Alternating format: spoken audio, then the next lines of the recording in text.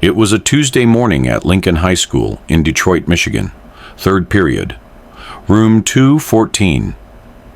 The regular English teacher was out sick, and a substitute had been called in. Her name was Lisa Johnson. She was 45 years old, with a kind face and a gentle voice. She walked into the classroom carrying a worn leather bag and a coffee cup, wearing a simple cardigan and slacks. She looked like a substitute teacher. The students saw her and immediately knew today was going to be easy. They had no idea how wrong they were. Lincoln High wasn't an easy school located in one of Detroit's roughest neighborhoods. It served kids who'd seen more than most adults: poverty, violence, broken families. Many of these students came to school carrying weights no teenager should have to carry. Room 214 was particularly challenging. 32 students, most of them juniors and seniors, and most of them had a reputation for eating substitute teachers alive. As Ms. Johnson wrote her name on the board, the noise level in the room didn't change.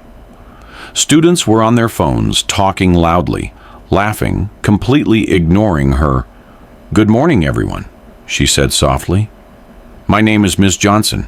I'll be your teacher today." No response. More laughter. She tried again. "If you could please take your seats and put your phones away." "Why?" called out a voice from the back. "You can't make us." The class erupted in laughter. Ms. Johnson remained calm. "I'm not here to make you do anything. I'm here to help you learn." "Yeah, right," another student muttered. "Another sub who's scared of us." The ringleader was a 17-year-old named Marcus Tall, athletic, with a hard edge that came from growing up too fast. He sat in the back corner, arms crossed, watching Ms. Johnson with calculating eyes. "Yo, Ms. Johnson," Marcus called out, his tone dripping with mockery. "You know you can't control us, right? Every sub that comes here runs out crying. You're going to be next." His friends laughed and high-fived him. Ms. Johnson looked at Marcus directly. Her voice remained steady. "I'm not here to control you, Marcus. I'm here to teach you." "How do you know my name?" Marcus asked, surprised. "I read the roster," she replied simply. Marcus leaned back in his chair. "Doesn't matter. You're weak. Look at you. You probably cry when someone raises their voice." Paper balls started flying. Someone threw a pencil. A girl in the front row looked uncomfortable, but said nothing. The chaos was normal here. Substitute teachers lasted an hour at most before calling security or simply walking out. Ms. Johnson didn't call security. She didn't walk out. She just stood there, calm, watching, waiting. "Please," she said again, "let's start class." But the disruption only grew worse. Lunch break came. Ms. Johnson sat in the staff lounge, reviewing lesson plans. The principal, Mr. Davis, approached her, looking apologetic. "Ms. Johnson, I'm sorry about room 214. Those kids are difficult. If you want to leave, I understand. We can find someone else for the afternoon." Ms. Johnson looked up and smiled. "I've handled worse, Mr. Davis." He raised an eyebrow. "Worse than Marcus and his crew? I doubt that." "Trust me," she said quietly. "I have." The principal didn't understand, but he nodded and walked away. Afternoon session. Room 214.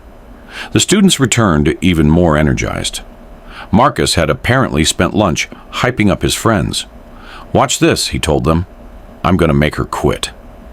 Ms. Johnson started the lesson. Shakespeare's Julius Caesar. "Today, we're discussing betrayal and loyalty." "Boring!" someone yelled. Marcus stood up, reached into his backpack, pulled out what looked like a gun. The room went silent. Some students gasped, others froze. It was a toy gun, Realistic looking, but fake. Marcus pointed it at Ms. Johnson, grinning. "What you gonna do now, Teach? You scared?" It was meant to be a joke, a cruel prank to terrify the substitute teacher, make her run, make her cry. But Ms. Johnson didn't run. She didn't cry. She didn't even flinch. Instead, she moved. In less than 2 seconds, she crossed the distance between them. Her movements were precise, professional, almost invisible in their speed. She disarmed Marcus with one fluid motion, securing the toy gun while simultaneously positioning him against the wall, not violently, but with complete control. Marcus's arm was behind his back. He couldn't move. The entire class was frozen in shock. Ms. Johnson's voice changed. It was no longer soft.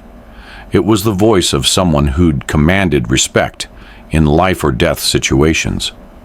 "Sit down, now." Marcus, shaking, nodded. She released him. He stumbled back to his seat, eyes wide, breathing hard. The door burst open. Principal Davis rushed in, having been alerted by a student. "What's going on?"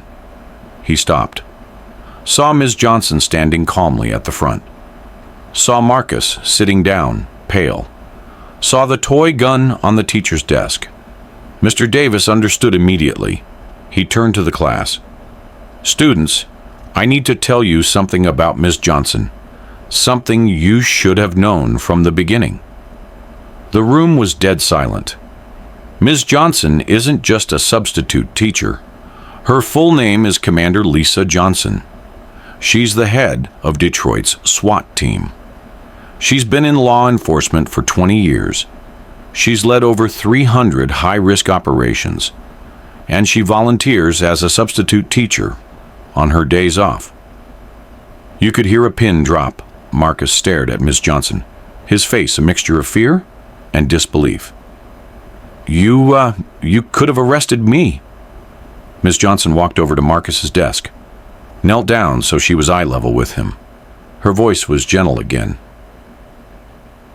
"I'm not here to arrest you, Marcus. I'm here because I grew up 3 blocks from this school. I sat in classrooms just like this one. I had teachers who gave up on me. And I had one teacher who didn't, who saw something in me worth fighting for." She paused. "That teacher changed my life. And I'm here because I see the same thing in you." Marcus didn't say anything for a long moment. Then quietly, "Why would you waste your time on us?" "Because you're not a waste of time," Ms. Johnson said simply. "Your kid's dealing with things most adults couldn't handle. You act tough because you have to. I get it. I was you."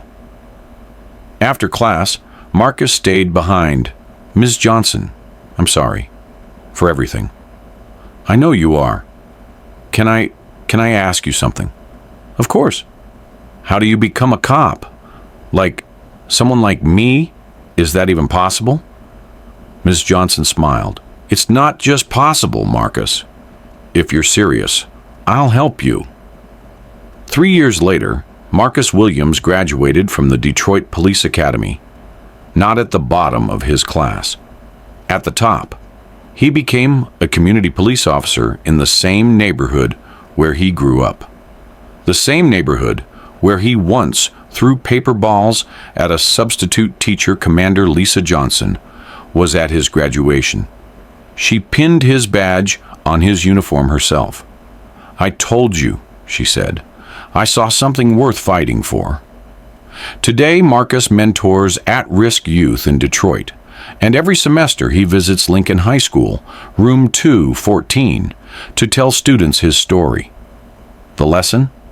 Never underestimate someone based on how they look, and never underestimate yourself based on where you come from. Respect isn't about fear. It's about recognizing the value in every person you meet, even the quiet substitute teacher standing at the front of the room. Commander Lisa Johnson continues to serve Detroit SWAT and volunteers monthly at Lincoln High School.